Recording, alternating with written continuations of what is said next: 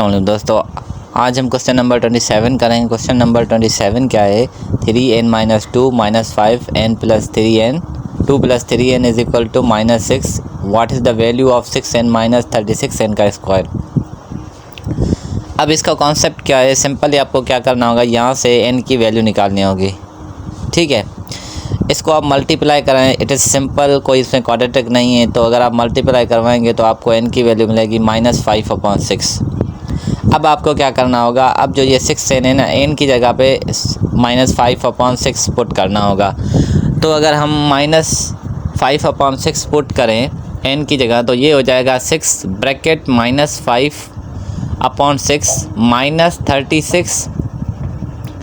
अब ये n का स्क्वायर है ना, तो n का स्क्वायर है तो क्या हो जाएगा, ये 5 का 25 यानी प्लस में हो जाएगा क्योंकि पावर इवन है, एंड डिवाइडेड बाय 36। अब आगे क्या होगा, आगे आप क्या करेंगे, आपको क्या करना होगा, अभी 36 से कैंसिल हो जाएंगे, 6 से कैंसिल हो जाएंगे। तो अभी हमारे पास क्या बचेगा, -5 एंड -25। अब -5 एंड -25 कितने होते हैं?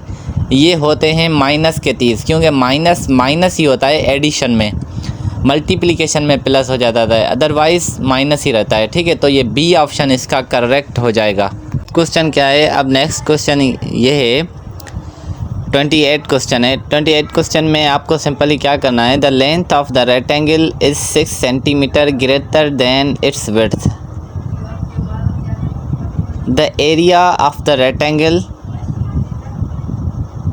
अब जो एरिया है रेक्टेंगल का वो है 40 स्क्वायर मीटर, यानी 40 स्क्वायर मीटर। ठीक है, और लेंथ जो है वो 6 गुना बड़ी है विड्थ से।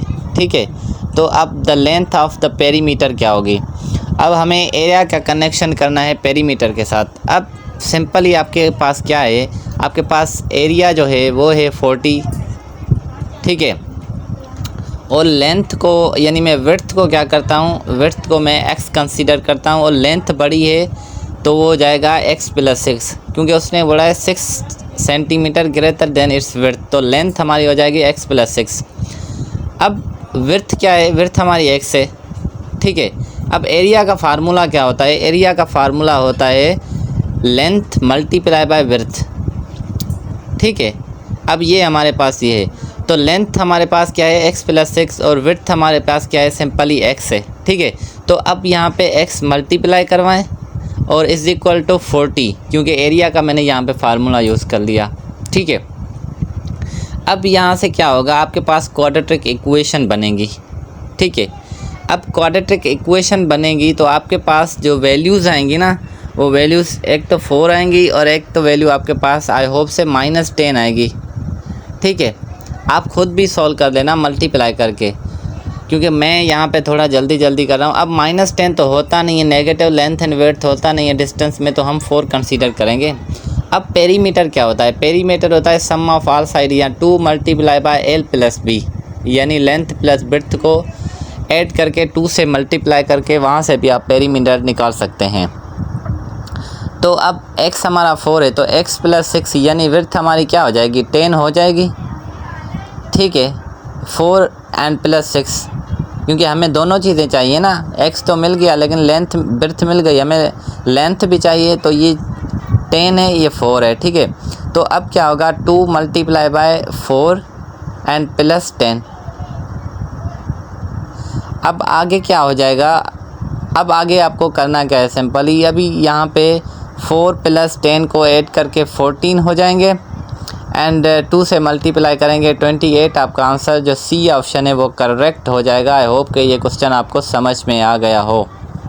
क्वेश्चन नंबर 29 देखें, solve the following equation for beta 2b - 5 = 6 + 4 + b - 11। अब यहाँ पे क्या करना है, आपको सिंपली मल्टीप्लाई करवाना है। तो 2 को b से, तो ये हो जाएगा 2b एंड -10 हो जाएगा। यहाँ पे इक्वल की साइन लगा के 6 वहीं पे पड़ा हो जाएगा, ये 4b हो जाएगा, और ये हो जाएगा 4 को 11 से मल्टीप्लाई कराएंगे तो -44 हो जाएगा। अब आपको क्या करना है, अब आपको जस्ट शिफ्टिंग करनी होगी। 2b को 4b की तरफ लेके जाएं और यहाँ पे जो सारे हैं 4b के जो कांस्टेंट है वो उस तरफ लेके जाएंगे। तो ये आपको मिलेगा 2b इज़ इक्वल टू, ये 6 जाएंगे तो 38 से जो 10 जाएंगे तो आपको बचेगा आई होप सो 28 को 2 से डिवाइड करेंगे तो आपके पास b जो होगा वो 14 आ जाएगा, क्योंकि 2 से डिवाइड करते हैं तो 2 एंड ये 4 टाइम जाता है 2 का 8 हो जाता है तो 14 ऑप्शन, यानी ऑप्शन नंबर बी आपका करेक्ट हो जाएगा। आप इनका कॉन्सेप्ट जो है ना देखते जाएं कि किस टाइप्स के क्वेश्चन है और कौन सी हम ट्रिक यूज़ कर रहे हैं, कौन सा फार्मूला यूज़ कर रहे हैं, सॉल्व हो रहा है। अब क्वेश्चन नंबर 30 देखना। क्वेश्चन नंबर 30 है the sum of 3 consecutive odd integer of which x is the first integer. तो ये बोल रहा है कि हमारे पास 3 consecutive इंटीजर हैं तो सबसे छोटा इंटीजर कौन सा है। तो यहाँ पे आप x की जगह वैल्यू पुट करेंगे ऑप्शन में। तो फर्स्ट में मैं पुट करूँ 1 एंड +1 तो ये 4 हो जाएगा। क्या 4 ऑड है? 4 ऑड तो है ही नहीं, इवन है। तो फर्स्ट ऑप्शन इनकरेक्ट हो गया। अब सेकंड ऑप्शन में देखें। अब अगर आप सेकंड ऑप्शन में 1 पुट करेंगे ना 3 + 2 5 हो जाएगा, यानी ये ऑड है, ये हो सकता है। अब इसमें 1 पुट करेंगे ना तो ये तो 3 9 हो जाएगा। अब इसमें आप 1 पुट करेंगे तो ये लास्ट वाले में ये 6 मिलेगा। तो सबसे छोटा ऑड कौन सा है? 5 है ना। तो इसी वजह से ऑप्शन नंबर बी करेक्ट हो जाएगा, क्योंकि हमें फर्स्ट इंटीजर फाइंड करना था ना। तो बी ऑप्शन करेक्ट हो जाएगा। अब आगे देखें क्या होता है। ये दूसरा question, if the root of the equation x² - bx + 12 are 2 consecutive integer then b must be. तो b क्या होगा? अब ये क्वाड्रेटिक इक्वेशन है, सिंपली ये जो आपको ऑप्शन गिवन है ना, ये ऑप्शन से आप वैल्यू पुट करें 7 की और -7। तो फर्स्ट आप जो भी पुट करना चाहें तो आप पुट करें, क्योंकि आपको वैल्यू सिर्फ प्लस और माइनस का फ़र्क होगा, वैल्यू आपको सेम ही मिलेंगी क्योंकि दोनों ही सेम है, जस्ट माइनस और प्लस का फ़र्क होगा। तो मैंने सिंपली 7 प्लस का पुट किया है तो ये हो जाएगा x² - 7x + 12। अब आप क्या करेंगे, अब इसकी मिडिल टर्म ब्रेक करें 3 4 में तो x² - 3x और ये हो जाएगा -4x और ये सिंपली प्लस का 12 हो जाएगा कांस्टेंट, यानी c की वैल्यू, और इज़ इक्वल टू 0। अब आगे क्या करना होगा, यहाँ पे आप x कॉमन लें तो क्या आपको मिलेगा, यानी एक मिलेगा x = 3 और x = 4 मिलेगा। ठीक है। जब आप प्लस का करेंगे, जब आप माइनस का पुट करेंगे ना तो आपको क्या मिलेगा, आपको मिलेगा x - 3 और x प्लस, यानी x - 3 और x - 4। आपको जब माइनस का ऐड करेंगे तो आपको मिलेगा।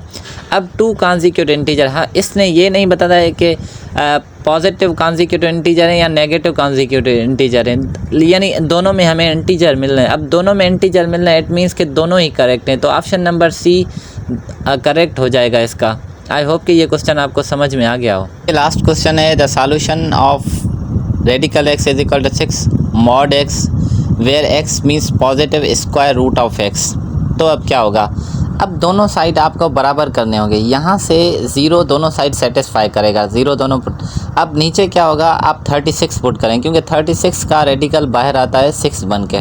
ठीक है, क्योंकि उसने बोला है x मीन्स पॉजिटिव और वो भी स्क्वायर रूट में हो। तो यहाँ पे मैंने 36 पुट किया है और यहाँ पे भी मॉड के अंदर भी मैंने 36 ही पुट करना है। ठीक है, बोथ साइड 36 पुट करें, वो भी पॉजिटिव पुट करें।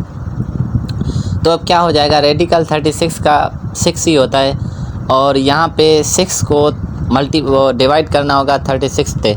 तो यहाँ से भी 1/6 आ जाएगा। ठीक है, तो यहाँ पे भी 1/6, यहाँ पे 1/6, इट मीन्स